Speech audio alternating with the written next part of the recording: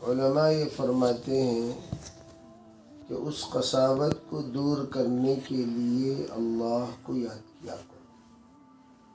اللہ کو یاد کرتے کرتے کرتے اللہ کے حکموں کی عظمت پیدا ہوتی ہے۔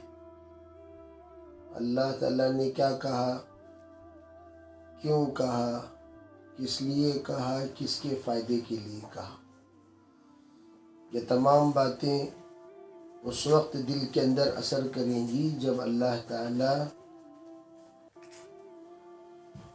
دل کو نرم کر دے گا، ورنہ الٹے لوٹے پر پانی ڈالے جیسا اگر آپ پورا سمندر بہا دیں الٹے لوٹے پر تو لوٹا بھرے گا، لوٹے میں جو بھی پڑ رہا ہے وہ تو دائیں بائیں گر جائے گا، کوئی اثر ہی نہیں کرے گا۔ علماء یہ فرماتے ہیں اگر آپ چاہتے ہیں کہ آپ کے دل میں اثر ہو تو کیا کریں؟ فرمایا اس کے لیے آپ اللہ کو یاد کریں۔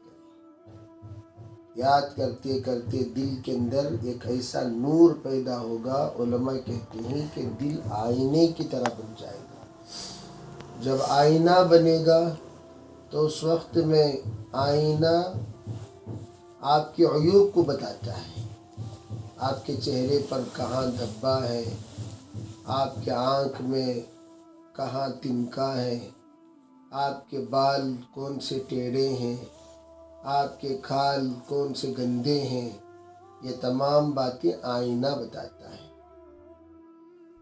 اسی لیے فرمایا المؤمن مرآۃ المؤمن، جب ایمان والا بھائی بھائی بن جاتا ہے تو ایک ایمان والا دوسرے ایمان والے کے عیوب کی طرف نشاندہی کرتا ہے۔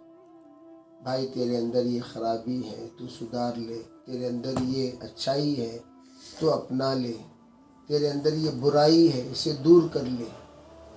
اگر ان برائیوں کو ہم دور نہیں کریں گے، علماء فرماتے ہیں اپنے آخری وقت میں نیک برگزیدہ بندے بھی آ کر اگر ہمیں تلقین کریں، بھائی لا الہ الا اللہ پڑھو، تمہارا آخری وقت ہے، تم دنیا سے جا رہے ہو، تب بھی ہمارے کان گناہ میں استعمال ہونے کی وجہ سے ایسی گناہ کی گندگی کان میں آ کر رکاوٹیں پیدا کر دے گی کہ جس کے ذریعے سے ہم اس کلمے کی آواز کو سن نہیں پائیں گے۔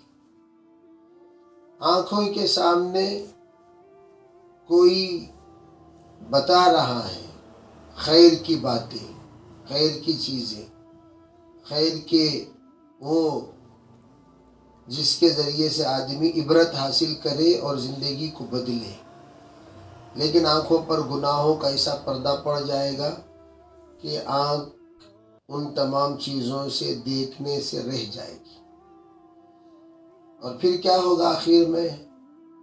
ہم اور جانور دونوں برابر ہو جائیں گے۔ لہم قلوب لا یفقہون بہا، جانور قرآن پاک نے اس کی مثال بیان کی، دل ہوتے ہیں جانور کو لیکن سمجھتے نہیں، آنکھ ہوتے ہیں جانور کو لیکن دیکھتے نہیں، زبان ہوتے ہیں جانور کو لیکن بولتے نہیں، کان ہوتے ہیں جانور کو لیکن سنتے نہیں۔ وہ کیسے ہیں؟ ایسے ہی لوگ ہیں، لوگ بھی سب کچھ ہے لیکن ہو کر بھی نہیں ہونے کے برابر۔ وہ کون ہے؟ اولئک کالانعام۔ علماء کہتے ہیں آج مومن کے کٹنے پر اللہ کو رحم کیوں نہیں آتا، پٹنے پر اللہ کو رحم کیوں نہیں آتا، مومن ذلیل ہونے پر اللہ کو رحم کیوں نہیں آتا؟ ان کا مرنا کتوں کے مرنے کے برابر ہو گیا، بکریوں کے مرنے کے برابر ہو گیا، بیلوں کے مرنے کے برابر ہو گیا۔ جیسے بیل مر جاتے ہیں، جانور مر جاتے ہیں، بھینس مر جاتے ہیں، اس پر کوئی احتجاج نہیں ہوتا، انقلاب نہیں ہوتا، اس پر کوئی شہید کا لقب نہیں لگاتا۔ جانور کہتے ہیں بکرے شہید رحمت اللہ علیہ، بیل شہید رحمت اللہ علیہ،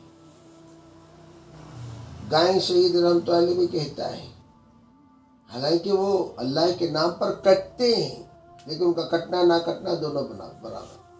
کٹتے ہیں جانور، مقبول ہوتا ہے بندہ. جانور اپنی جان دیتے ہیں، ثواب ملتا ہے بندے کو. کیوں؟ جانور کو کیوں نہیں ملتا؟ جانور کو کیوں نہیں ملتا؟ ارے بھی وہ تو ایک سبب ہے. ان کے کٹنے پر اللہ کی رحمت جوش میں آئے ایسا نہیں. بندہ ہاں اگر پٹے کٹے، من آذالی ولیا فقد آذنتہ بالحرب، اگر کوئی میرے ولی کو تکلیف دیتا ہے میں اس کے ساتھ جنگ کا اعلان کرتا ہوں. اولیاء اللہ کو لوگ برا بھلا کہہ دیتے تھے، لیکن بعد میں بہت پچھتاتے تھے. کاش میں فلاں اللہ والے کو میں کچھ نہ کہتا تو کتنا اچھا تھا. کیوں؟ اللہ والے کی تکلیف اللہ برداشت نہیں کرتا. آج نہیں تو کل میرے دوست کو تکلیف دینے پر اللہ ضرور انتقام لیتا ہے. اسی طرح علماء فرماتے ہیں اللہ نے جب ہمیں انسان بنایا تو ہم اللہ کے ایسے بندے بنے، ہم پر انگلی لگے جیسے نظام الدین اولیاء رحمۃ اللہ علیہ. رنجیت سنگھ نے ہزاروں مرتبہ راجہ رنجیت سنگھ نے فرمایا آپ یہاں سے خالی کر دیں، یہاں سے آپ اپنے لنگر کو ہٹا دیں، یہاں سے آپ فوراً رخصت ہو جائیں. دلی یہ ہماری ہے، دلی میں آپ کو لنگر چلانے کی، خانقاہ چلانے کی، ذکر کے مجالس چلانے کی، اصلاح کی مجالس چلانے کی اجازت نہیں ہے. آپ یہاں اپنے مریدین نہیں بنا سکتے. اس کی وجہ یہ تھی کہ وزراء نے جا کر کہا بادشاہ جہاں پناہ آپ اتنے بڑے آدمی ہیں، آپ کے یہاں چند لوگ دسترخوان پہ رہتے ہیں اور وہ فقیر محمد نظام الدین اس کے یہاں تو ہزاروں لوگ بیٹھے رہتے ہیں. کہاں سے آتا ہے پیسہ، کہاں سے آتا ہے لنگر، کہاں سے آتا ہے کھانا؟ کوئی جواب نہیں. کہا پتہ نہیں کہاں سے آتا ہے، کدھر سے آتا ہے. کہا وہ جب تک رہے گا لوگ ہماری طرف متوجہ نہیں ہوں گے.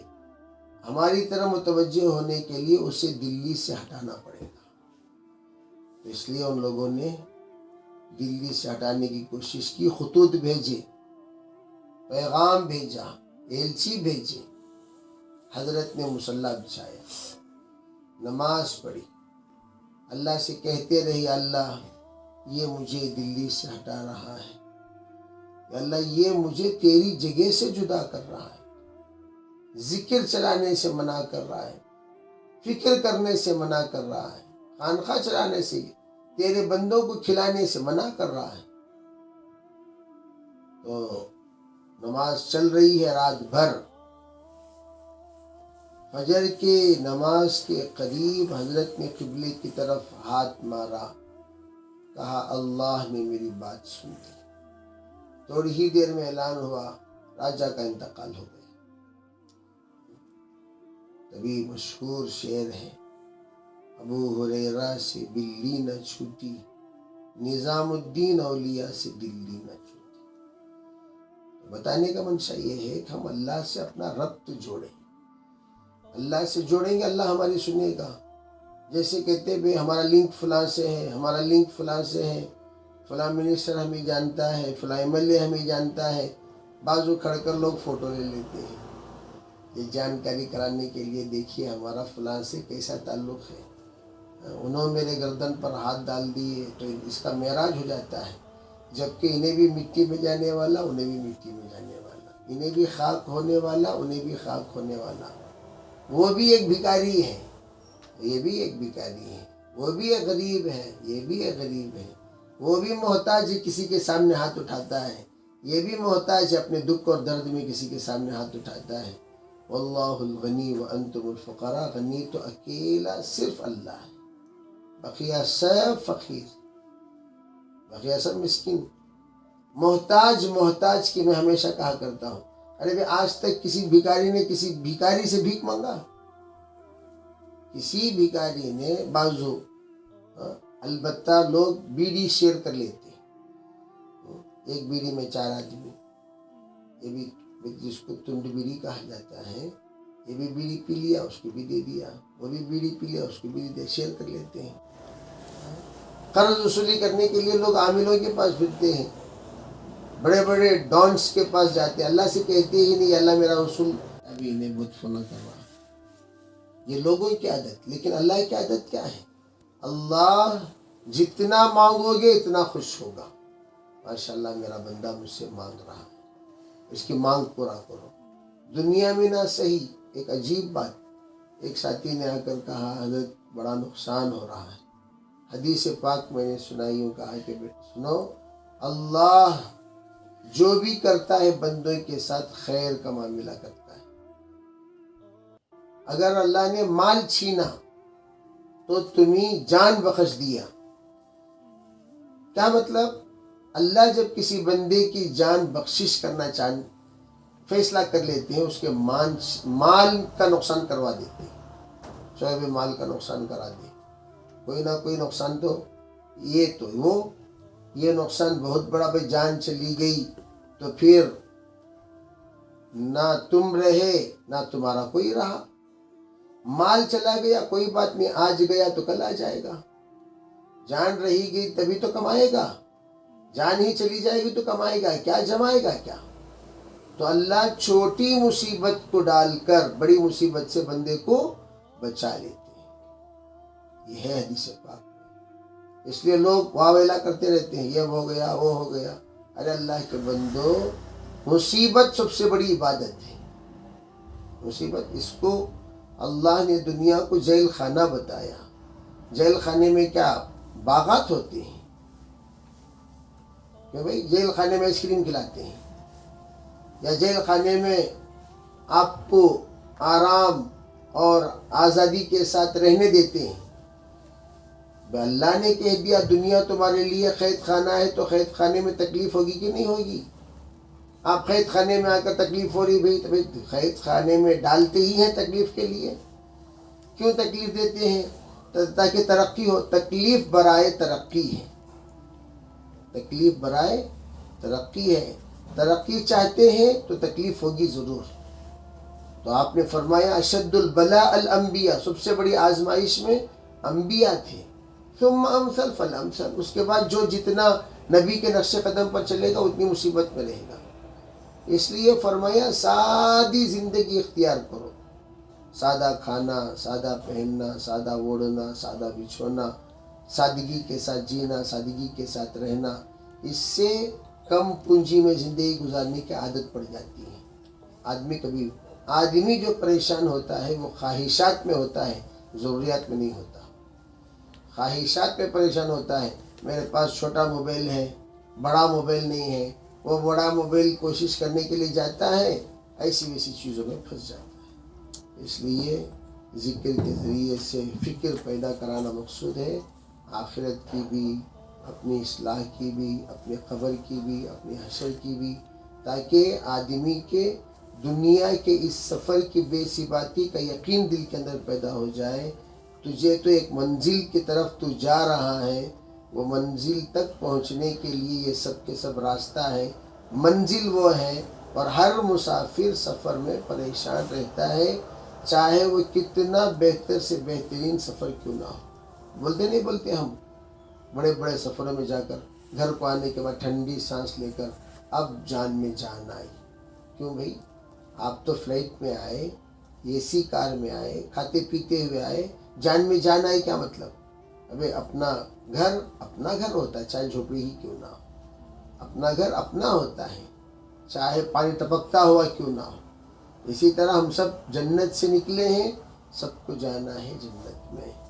جنت ہماری منزل ہے. اسی حدیث پاک میں ہے لَن يَشْبَعَ الْمُؤْمِنُ حَتَّى يَكُونَ مُنْتَهَاهُ الْجَنَّةِ. جنت پہ جب تک بندہ نہیں پہنچتا تب تک بندہ سیراب نہیں ہوتا. اس لیے سب نیت کریں انشاءاللہ ہم سب سادگی کے ساتھ زندگی گزاریں گے اور اللہ کو یاد کرتے دنیا کے کسی نقصان پر ہنگامہ نہیں کریں گے، واویلا نہیں کریں گے، پریشان نہیں ہوں گے. یوں سمجھیں گے یہ اللہ کا امتحان ہے. یوں کہا اللہ جب جنت کا کوئی درجہ دینے کا فیصلہ کر دیتا ہے، بندے کے پاس جب اس کے معیار کے برابر اعمال نہیں ہوتے، اللہ اسے پریشانی دے کر اس جنت کا لائق بنا دیتا ہے. سب عبادتوں کا ثواب لیکن پریشانی کا ثواب اللہ نے نہیں بتایا. کیوں؟ الاجر بقدر المشقہ، جتنا صبر کرے گا اتنا اجر ملے گا. وتواصوا بالحق وتواصوا بالصبر. کریں گے انشاءاللہ. سبحان اللہ وبحمدہ، سبحانک اللہم وبحمدک، ونشہد ان لا الہ الا انت، ونستغفرک ونتوب الیک. سبحان ربک رب العزة عما یصفون، وسلام علی المرسلین، والحمد للہ رب العالمین. یا ربی صلی وسلم دائما على حبیبک